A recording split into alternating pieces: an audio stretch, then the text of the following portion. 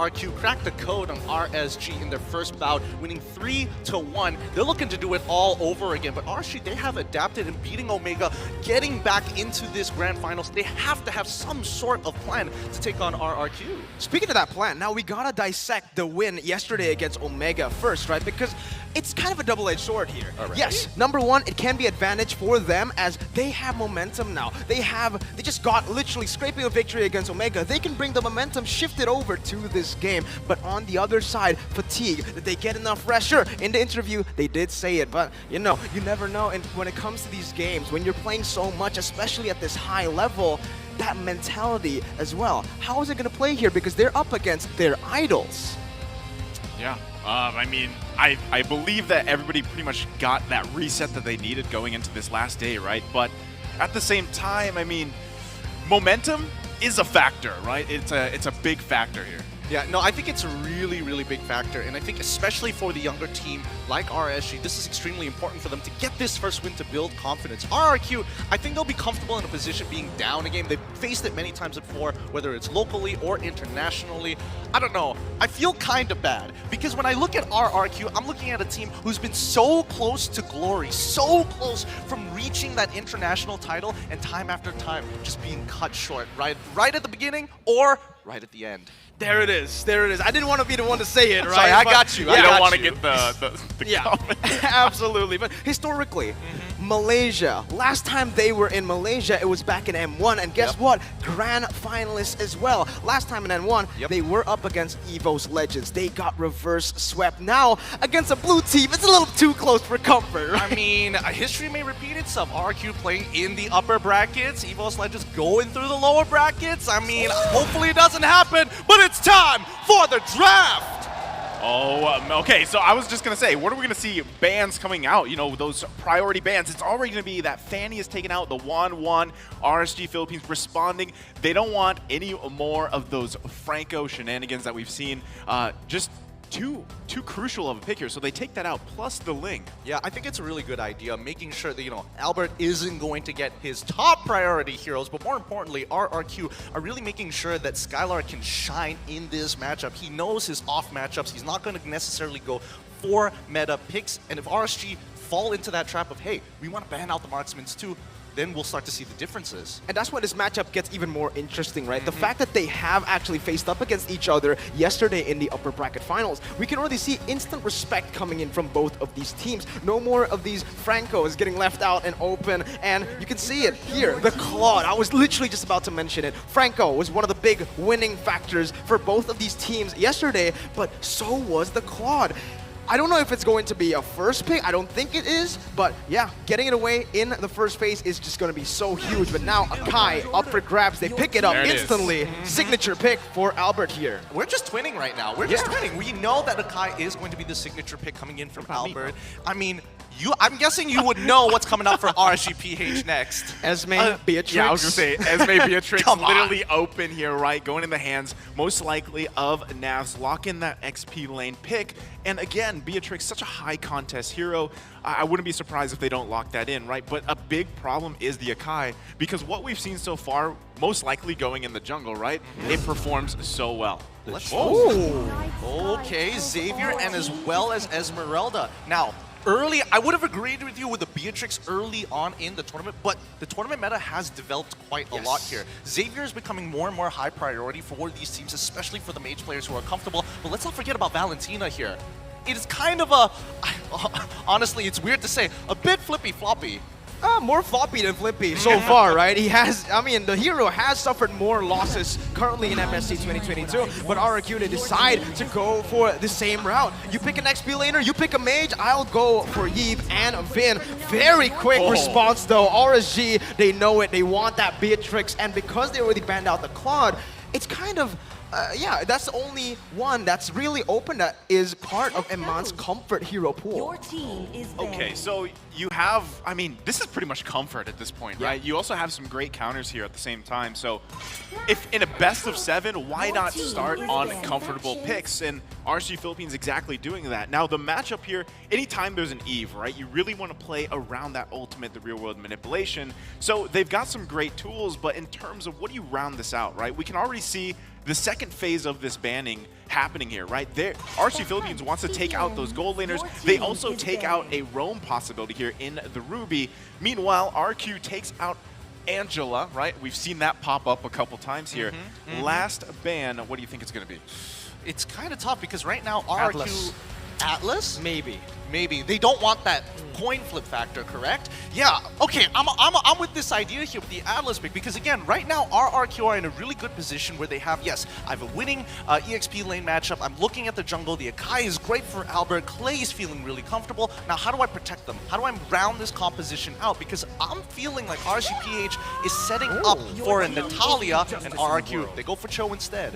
Yeah, now that I'm looking at the Cho, I actually like it more than the Atlas. Sure, Atlas is great, but up against an Akai, there can be a lot of just counter ability here. And whoa, RSG Philippines here, they pick up the Lancelot instead. After seeing that Cho ban, RRQ, they might go for a gold laner that can actually, you know, be a little bit more aggressive in lane because they're trying to take away some of this what's it called? Some of this punishment, pressure early game, right? So they can actually just go for something like a Popo and Koopa, bully the Beatrix straight from the get-go, or they could go for something else. They could go for just a solid gold laner that can scale into the late game. You're smiling at me. What are you thinking? I'm waiting for you to say what I think you're going to say here.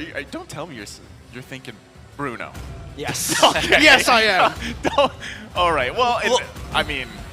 We have 8 seconds here, 6 seconds to see whether or not, but it's about the pairing. It's about the synergy between whether it's a support and as well as gold laner. Let's find out right here, right now. What's it going to be? Okay. Oh, moments before. But I do think the Grok is a really good idea to open up that map, especially if RSGPH decide to go for Natalia. You have something that's tanky, won't die instantaneously, and the Clint naturally wants to try to dominate this lane. You know, Clint, I feel like works really well with that game plan, like you were mentioning, Mirko. But at the same time, in the matchup, right? You're talking about Clint versus Beatrix here. I gotta say, you need a little bit more time on the Clint because that power spike comes a lot sooner for this Beatrix, especially when we see that early BOD come out, already running that weapon mastery, usually the emblem. That is already going to be a big threat here. So what does RSG Philippines want to round this out here? They've got a couple seconds, and it's going to go ahead and be the Kufra. Ooh, okay. I was thinking maybe they want to go for Natalia, but I think Kufra is a lot safer considering that, I mean, the last time we saw this come out of light, again, not exactly the best, and RQ were ready, but now that he's fresh, I think this is going to be a good game. It's a very high-risk, high-reward hero here in this game, and as the first game of the series in a best of 7, I think this is the time to go for these crazy picks, look for the momentum, and look for that confidence here. That's the #1 thing. You need to build up confidence right off as we start. But taking a look once again at the draft here for you, Naisu, because for me, I actually prefer RRQ Hoshi's draft. Let's see what you think. Well, I mean, you know what I'm going to say here, man. RSG Philippines, this is comfort. It looks good. The question is light on this Kufra. We've seen it, right? Make a little bit of mistakes, but hopefully he's figured it out for this game #1. All right, I don't know. I'll hold off on my predictions until a little bit, but put your hands up. This is game #1 of the Grand Finals, a best of 7 between champions. RRQ on the blue side, up against RSGPH on the red. It's going to be really interesting to see how they play for that early game. But we're going to have a lot of time to dissect on what they actually picked here. Maybe even emphasize on the winning conditions for both of the teams. But I do really want to start on RRQ Hoshi here. You can really see the fans, the passion coming through here. Even during the pause, they're supporting their team. So this is, okay, this is going back to these offline events, right? This is what the chat now looks like in person. This is what we're seeing here. Yep, hands in the air, people standing up, sounds about right. But hopefully, we want to make sure that the competitive environment is as fair as possible. There's going to be no excuses for either one of these teams to be dropping these games. It's going to be up to them. So now, let's talk about the compositions here, because I do think that RSG, and now I can talk about my predictions, because I'm thinking things a lot easier, so we'll see how. But take a look at these statistics. It is insane. When you're on the Akai, when you're on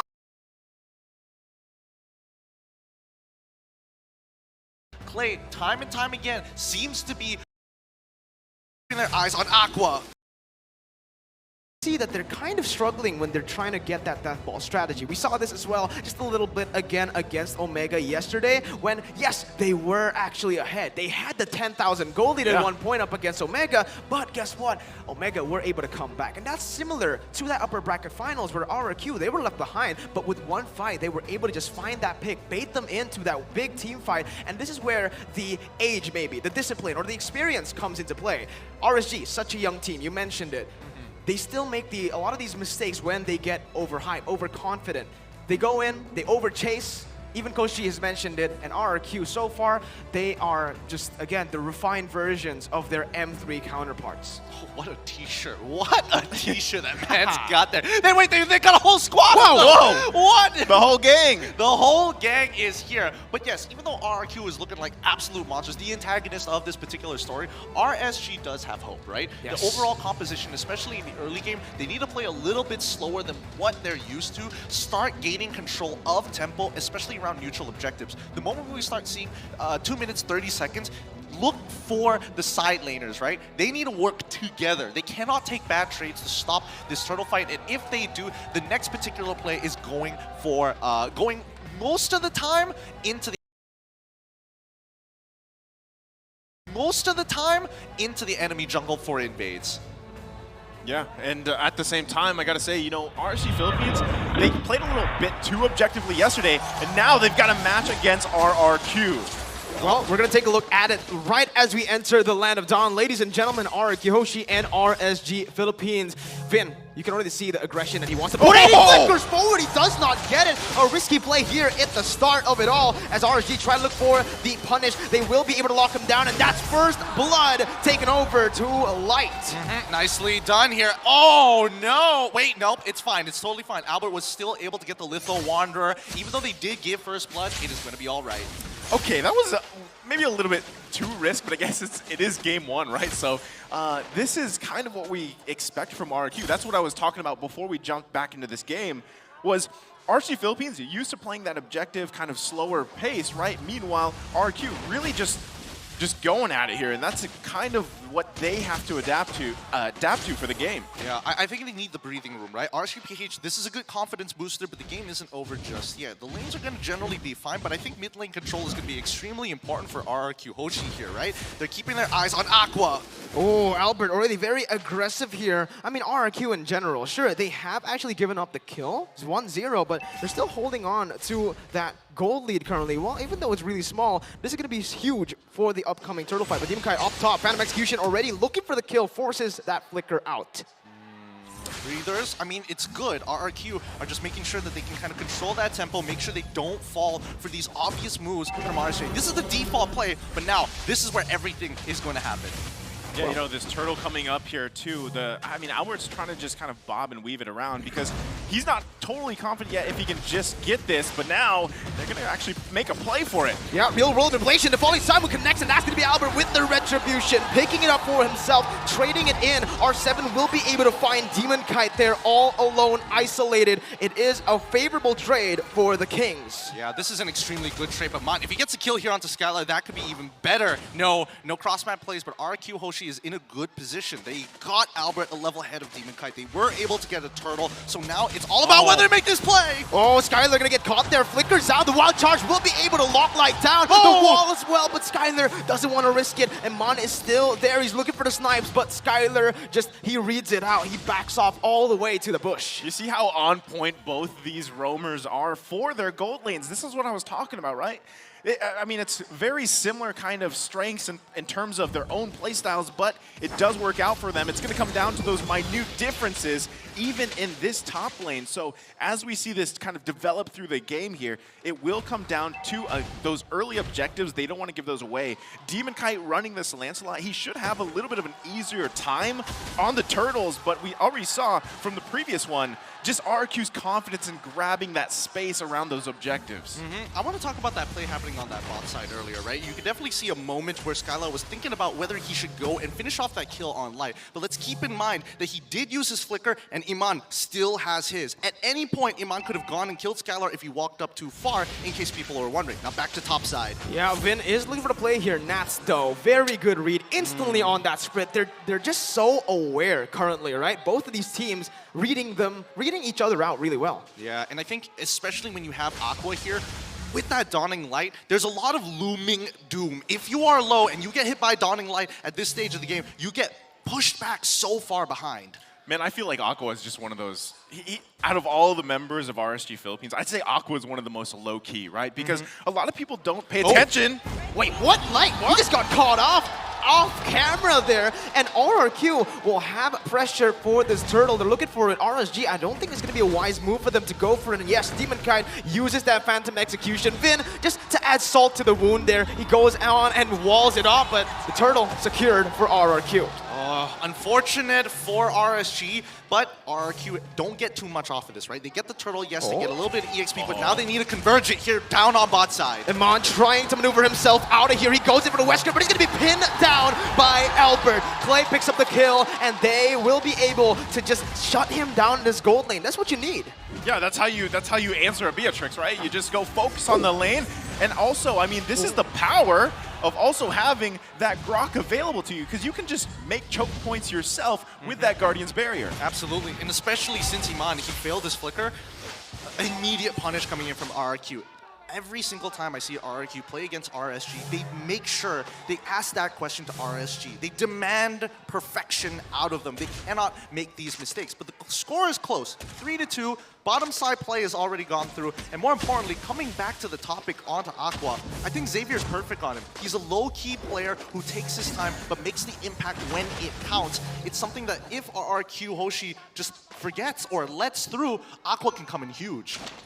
Yeah, I think if you're talking about that too, you know, later portion of the game, you have the Dawning Light, but hold on, they set up. Yeah, and that's gonna be Vin just taken down. They're looking for the whoa, they're looking for it. The damage will be there. I did not expect him to be able to burst Iman down with one real world manipulation, but he has one kill, and he's just a level ahead of Aqua, so you can see where this damage is coming from. This is, I mean, I wasn't expecting that kind of damage already coming out from this Eve 6 minutes into the game. I mean, he just got deleted, so now we can already see Iman just struggling already in this portion of the game. Now, RSG Philippines has to respond. They could be looking for a play up top. I don't know about this play, man. He goes in for the Phantom Execution. R7 with the flicker almost just outplays him. He's looking for the play onto Nats here, as the Dawning Light will not. Oh! That pure class prediction by Aqua. Magic Pew Pew, TM from Leo. That is the play right there. The cross-map play they have to watch out for. Again, if Aqua is low-key enough, able to pick up kills here, that will be able to help him scale later into the game, because like I was going to say, Aqua low-key, but late game, he's not going to be low-key anymore, especially with that low cooldown ultimate. Oh my goodness. I mean, if he's in the Enlightened form, he does get cooldown reduction, and that's why it's used so very often and pretty haphazardly most of the time. But you gotta admit, this is one of the moments where you gotta hate a little bit on how it looks visually, because R7 very clearly sidestepped it, but the damage doesn't come through because the projectile itself travels at a different pace. So R7, thinking that he's already dodged it visually, walks back into it and gets hit. So you literally have to do math. Yes. Meanwhile, playing the game. That's pretty tough. It is really tough, right? And that's why Xavier has just been such a good pick overall. In MSC, not so much because of the win rate here, but I think RSG Philippines, again, they have a very good composition to pull this off. Offense over defense light. He's already setting up for a play here. He is already going, whoa, Finn, very aggressively. He thought he fallen someone there in that bush, but without that flicker, that's a huge resource burnt. Yeah, and especially when it comes down to the backside of RSGPH, Iman now doesn't have to worry about Vin going for those bigger plays. He can visually see him try to look for those flanks instead, which gives him a little bit more room to breathe. Speaking of low-key, right, notice Skylar, right? He hasn't really had to do much. He does have that one assist here, but this is the best case scenario for any marksman players, right? He's on this Clint, doesn't have to worry about too much, and later on, he will be pumping out the damage as they transition to the later portion of the game. And right now, now, if you compare the two gold laners, Emon having a much harder time. Yeah, I think some really good decisions here from RRQ. They're focusing on these outer turns to get some early gold. They're 2.4k ahead. A lot of it is coming down from Skylar, just chunking down these turrets. If he was on Beatrix, he'd be doing it even faster and more safely. But with Clint, there's a little bit of risk involved. So that's why he's calling for Albert, calling for Vin to kind of open up that area for him so he can safely do it, and RSG aren't able to punish. And what I like about Skylar here is that he actually opted for the Killing Spree emblem, right? On Clint, yes, that's usually what you go for, but there is an option to go for weapon mastery too, honestly. If you just want to do glass cannon plays, if you want to go and stay behind, I feel like weapon mastery can work better. But again, with this Killing Spree, what that allows him to do is just stay aggressive and keep on pumping the damage even when he's opposition. And based on the emblems that he does take, he's not looking for regular base damage. He's also not looking for attack speed. It's just raw armor penetration. He wants to chunk it out as soon as possible. Now, it's Lord time. Ooh, Light actually going in for the Timer's Rage. Doesn't connect onto anyone here. Might be punished. Gets chunked low. Albert looking for the heavy spin, baiting out that flicker from Light, but in the mid lane, Nats gets caught out. Phantom Execution now as Demon Kite looks for compensation. Albert dodging away, and Mon with an Emiru's Passion will not be able to find anyone. Skylar picks up a double, converts it onto mid turret, and this might be a free Lord for RRQ. Okay, so see, this is what we were talking about in the draft, right? Light takes the Kufra, unfortunately makes a bad call, gets out of position, and RQ is going to punish him for that. And that's also just most likely going to be a free Lord for them as well. So this is already RQ just punishing, you know, the new guys right now.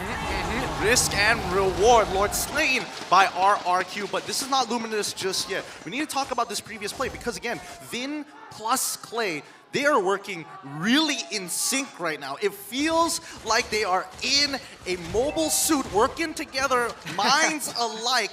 Guardians Barret making sure they are cutting off exit routes for a lot of the members for RSG to allow Clay to lay waste. He's already got the Ice Queen's wand. He's already got the Talisman as well, making sure that he is effective. And now third item, Necklace of Durance. Oh, so much utility coming through from Clay. We saw this as well yesterday, right? When he does get the Eve, he actually opts for a more utility-based item build to enable Skylar, to even enable Albert here on the Akai, and they're looking for more on the board. They're zoning RSG away as that Demon Kite caught out on the top side. Solo kill?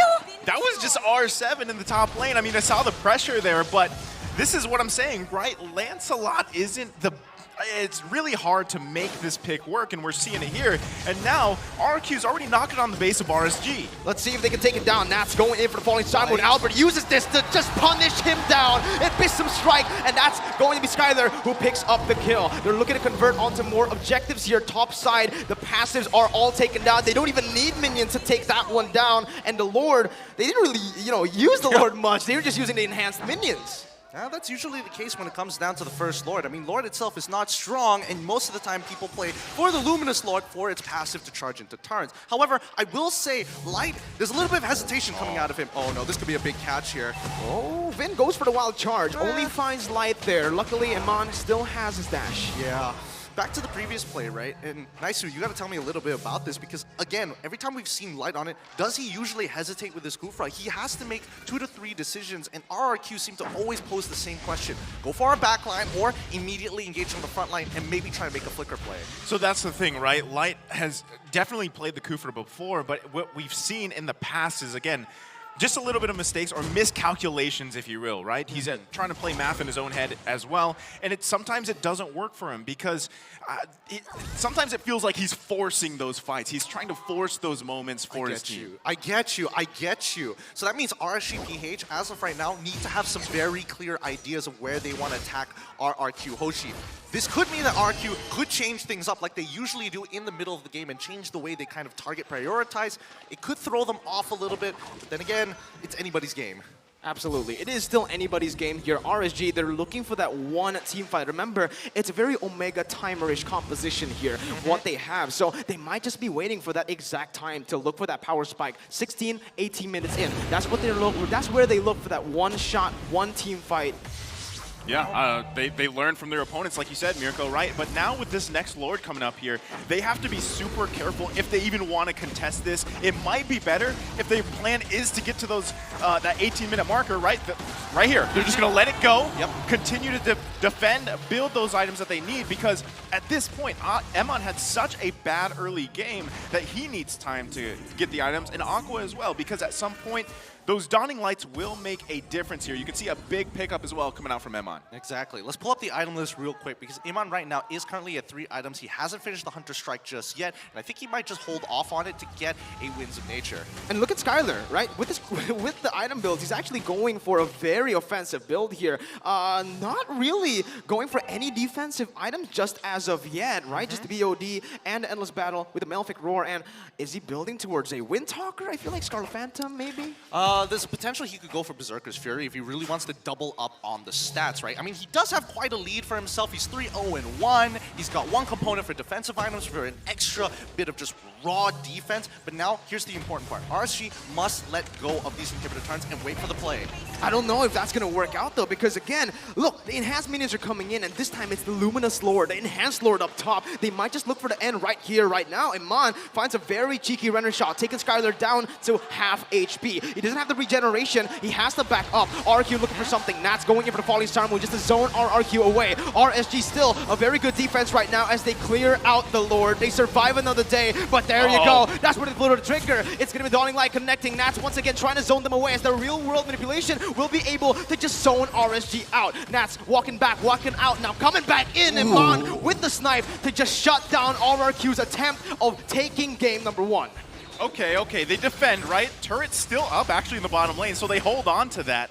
And this is now the 15-minute mark. They buy some more time here. You could see, even with this type of lead, RQ couldn't end the game there, right? But it's only going to be one mistake that comes out from RSG Philippines that would allow them to take game number 1 here. If you want to talk about what are the chances of RSG Philippines, they really have to be careful of Vin, because this whole game, Vin has been playing very, very aggressively on that Grok, and even when you're turtled up in your base trying to just defend at the crystal, if Vin so chooses to initiate and finds that wild charge, it's going to be a disaster. No, I totally agree with you here. I think RSGPH made a good call. They understand they're not in a position to completely take a full-blown team fight against RRQ Hoshi, especially when they have all their ultimates back up. So they position themselves behind the crystal. Oh, Light having to force the flicker out of that situation. That means he's not going to be able to make a big play, but we'll see in a little bit. RSGPH now, they need to hit that 42K mark and then immediately 48. They need to win one team fight, and that's going to be towards Lord side. I was about to mention, right, RSG Philippines, 16 minutes, here it is. Here's the time where they can actually look for something, perhaps the Lord fight here. But because Light has actually used that flicker, that gives so much room for RRQ Hoshi to play these team fights. They have so many plans to execute here, and I feel like without that flicker, without that X factor, it's going to be really hard for Light to find the Tyrant's Revenge. They do go for something here, and they're looking for the flanks. This is actually something that we've seen from them yesterday. RRQ, they read it out, they back off, and they push in that mid lane. I mean, look at R7. He's already got priority down on bot side. Somebody has to respond to it, and Aqua won't be there for this fight. Yeah, and it's going to be Vin actually zoning them out. Lord taken down to half HP. Nats just chaining that Falling Star Moon, looking for something, but it is just going to be the crisp, clean zone from RRQ. They control the objective. They take it for free, and RSG once again are forced in their base. Yeah, we saw that, right? You're getting to the point. Light is trying to find those moments for him. Emon was following him around, but also they knew Aqua's in the base trying to clear those minions, right? Someone has to defend, but at the same time, at this point, the 17-minute mark, a powered up, a beefed up Lord is going to be marching into the base. Now you have a lot more to handle in this kind of defense, because at the same time, again, Vin will be the deciding factor here. If he can find that setup here, this is going to be a tough one for RSG Philippines to defend. Well, let's keep in mind that Light, his flicker is going to be back up. By the time the Lord actually makes it in towards our base, Light should have about, I don't know, 6 to 7 seconds left on that cooldown. This could be their moment to actually turn things around. Enhanced Lord in the mid lane. RRQ marching here as they're looking for something. Dawning Light to defend as that real world manipulation comes in. And Mon gets chain CC'd, forced to flicker out. Nats in the back line trying to deal the damage. Skylar will be able to flicker out, but Nats finds him in that back line. It's going to be Albert trying to zone them away, looking for the defense. Clay onto the base. He's just hitting on it. The base hasn't fallen. R7 loses his immortality, and RSG, they punish this. R7 taken down, a 2-for-1, and RSG come out on top. Demon Kite will choose to back off. What a defense. What a defense. You got to give it up to them, right? They're still going to handle these minions here. They should be fine. But still, that powered up Lord, you saw the play coming out from Vin. RSG Philippines, you give them props because they buy a little more time. They might be able to actually get a couple more objectives if they can push in to the mid lane. Look at that tier 1 turret still up. All right, let's check this replay out because I think here, this is an awkward spot. And RRQ, the first time we're seeing them actually miscommunicate a situation. Albert, unfortunately, he gets locked up. And for Skylar, he gets zoned away, so he can't technically hit this crystal. But Clay himself, right, he's in the real world manipulation. He cannot deal damage to that crystal, so all the DPSs are delayed, and RSG slowly pick away the minions, slowly start taking away the Lord, and once they had that done, they had a clean defense to go through. And even if Clay actually just targeted the base, right, let's say he canceled out that real world manipulation, utility build, remember, he's building for utility, he's building to enable Skylar. If Skylar gets caught out there and RRQ makes another one of those mistakes, it might just be RSG Philippines who just capitalize through and punish them. I love that you say utility, right? Because he's still topping the damage charts here. And let's take a look at the items. Yep, I mean, as we mentioned, utility build, he does go for the glowing wand, which personally, I do think that he should have gone for something a little bit more hard hitting, because if we're seeing that Aqua, he wants to make sure that Skylar is low. Look at his build. He can scale, and his last item will predetermine what he wants to. He could go for a Holy Crystal if he wants to. He could go for the Winter Truncheon to be a little bit more defensive. At the end of the day, those 3 items that we see before us, Lightning Truncheon into Clock of Destinies, into the Holy Glaive, is enough to bring Skylar to his knees. 50% of his HP guaranteed. Yeah, and at this point, right, this is the crucial Lord. We're at the 20-minute mark here. I don't see RSG Philippines letting this one go, right? Even though they need to defend their base, Aqua will most likely be there, has that Dawning Light like you mentioned, plus those items available, and now Lord going to be at half health. Oh, Albert looks for the pick here, goes in for the heavy spin, will be able to pin Light down, as that's going to be Skylar picking up the kill. The Athena has been procced. Now with the Dawning Light coming through, and Mon is going to come through with the dash, R7 flickering out. Clay just getting zoned away by Nats here, doing so much in that back line. A 1v4, Albert looking for Retribution, will fall as the Red Tree comes down, and Mon is huge, is massive. He takes down 2 before his immortality pops, and it's gonna be Skylar looking for compensation. He dodges away, pops the flicker as well. RRQ lose out. It's a 3-for-1. Unfortunate situation for RRQ. They had a good idea, but they didn't think a little bit ahead. After they pulled back away and got that initial pick on towards Light, RSG lose a lot of their initiation, but RRQ, they gave up a little bit of too much space. They pulled back, and the Lord didn't reset, so that put them at a crossroads. Dude, that was massive. Look at the gold now. There's no gold lead for RRQ anymore at this point, right? They're getting objective and turret after turret. They still have the Lord marching in the top lane, and right now, it's RRQ with their backs against the wall. Yeah, and Mon there went for a very, very good Renner shot. Unfortunately, Skylar was able to get out of it. They punish RRQ now, building a lead for themselves. 1.5k as that evolved Lord will be marching down that top side. Mon just chunking it through, sieging it down. They're looking for more here, I believe. They might actually be looking for the end. This is the quote-unquote Omega timer that they are doing here. Let's see, real world manipulation being put down for the side of RRQ. Finn taken low, will have to back up here. That's gonna be Light looking for something. Doesn't get anyone here. Forced to pop the bouncing ball. Wild Charge was connected there, but it's gonna be Albert bringing Nats back all the way. Finn taken down, but it's gonna be Nats who gets traded back. That's the immortality pop. He's still able to run away. He gets out, and RSG find another 1-for-0 on top of that mid lane base turret.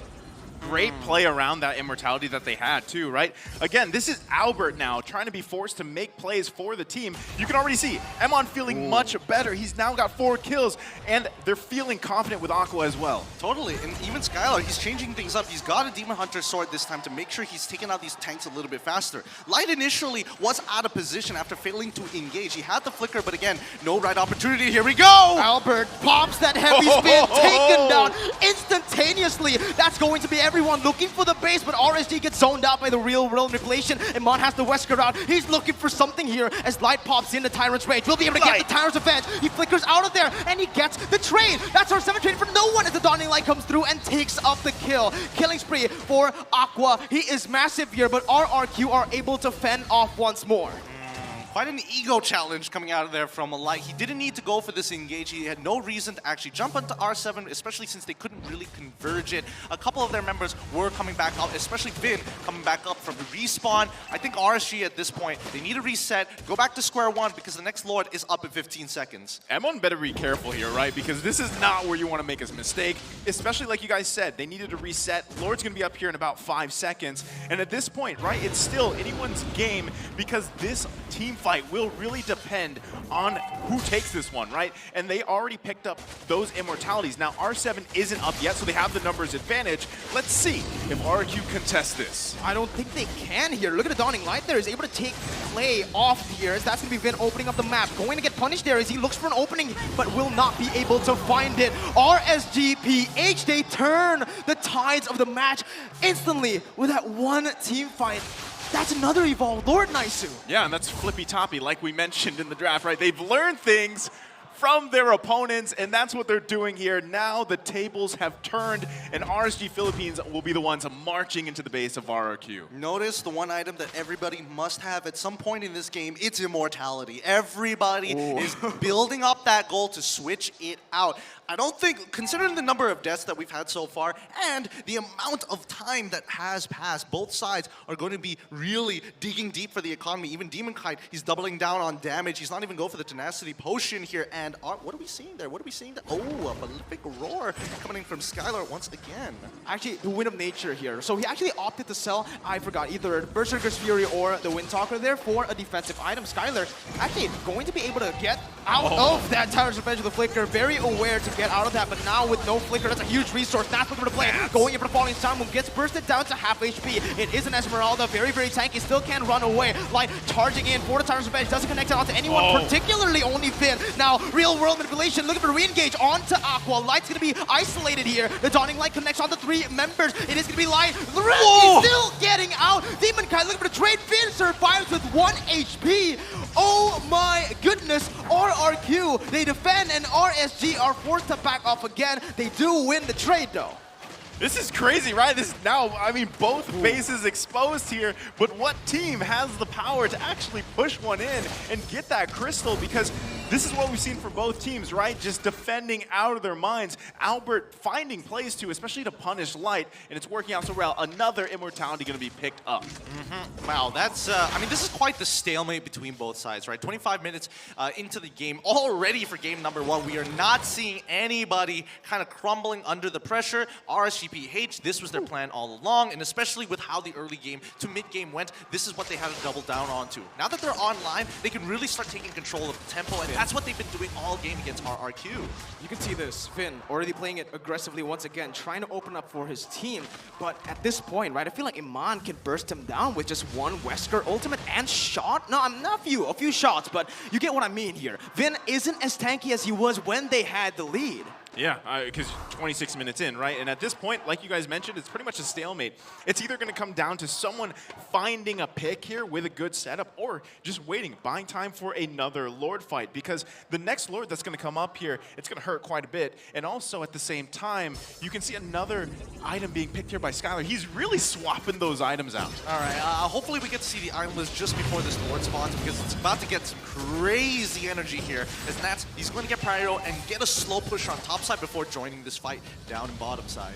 RRQ are trying to push the pace here, but the Dawning Light and that Renner just keeps on poking RRQ down. This is going to be such a big problem, and I don't know how they're going to find a solution for it. How are they going to, answer this? Right now, it's just the regeneration coming in that's really saving the day, but when the Dawning Light keeps on coming like that, it's just really frustrating if you're RRQ. RSG have their number right now. And even the die route, R7 is forced to stay up top. They're just instantly going at it, committing onto this Lord. It's already taken down to a quarter of its health as Nats does his thing. He just zones away all the members. Dawning Light once again connecting onto 3. Albert looking for the steal right now as Finn jumps in with that wall charge. Demon Kite gets it. RSG, they collapse once more. Albert caught low there with the winner's run, just still able to run away. Demon Kite gonna get taken low, but Iman finds it, just gets it there. The Dawning Light finds it. Iman with the triple kill. Oh, to Skylar. He is showing revenge. He dodges away from Clay, and Clay cannot defend alone. This is huge. RSGPH completely abusing the Savior, maintaining the enlightened form, and they find one more, a monster kill. Aqua, low key, now taking it high key. The King Slayers with game number 1 to end it off here. It was one turn, one team fight that dictated this match. Aqua and Emon both just popping off there at the end. Very patient and disciplined. Again, both teams could have been anybody's game, but the Kingslayers grabbed this game number 1.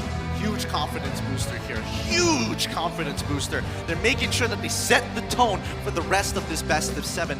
This is a position that we've seen many times before for both of these teams. It's not going to be a clean sweep and expect to go the full distance.